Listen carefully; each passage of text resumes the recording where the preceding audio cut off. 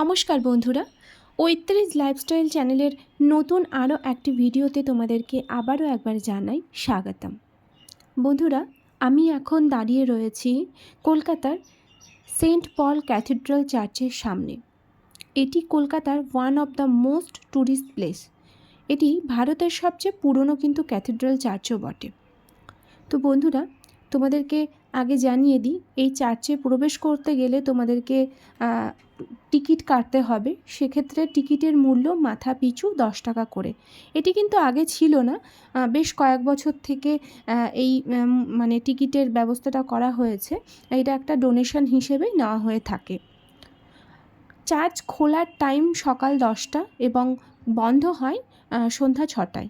তো সকাল 10টা থেকে সন্ধ্যা 6টার মধ্যে তোমরা যদি আসো তাহলে কিন্তু এই চার্চের ভেতরে তোমরা প্রবেশ করতে পারবে এবং চার্চটিকে ঘুরে তোমরা দেখতেও পারবে।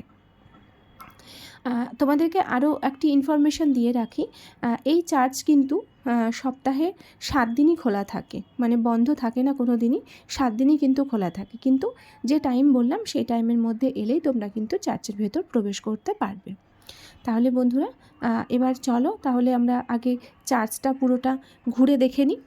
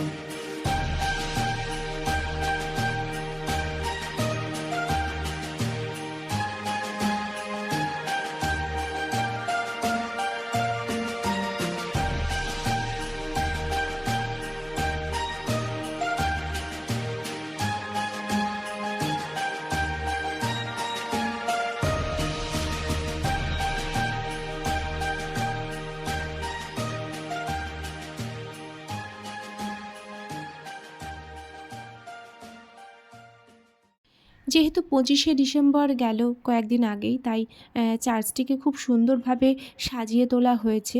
আর রাত্রের দিকে তো চারিদিকে মানে লাইটিং রয়েছে, আরও সুন্দর লাগে দেখতে।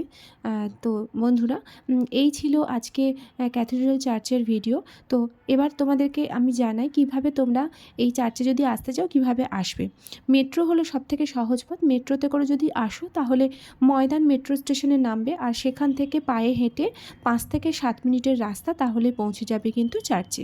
আর তোমরা যদি কেউ বাসে করে আসতে চাও সেক্ষেত্রে হাওড়া অথবা শিয়ালদা থেকে তোমরা বাস ধরে নিতে পারবে ময়দানের, আর তারপর তাহলে তোমরা পৌঁছে যাবে কিন্তু সেন্ট পল ক্যাথিড্রাল চার্চে। তো বন্ধুরা, তোমাদের ভিডিওটি কেমন লাগলো, আর হ্যাঁ, তোমরা অবশ্যই জানিও তোমরা ভিডিও দেখে কে কে তোমরা আসছো। কেমন, দেখা হবে পরবর্তী ভিডিওতে।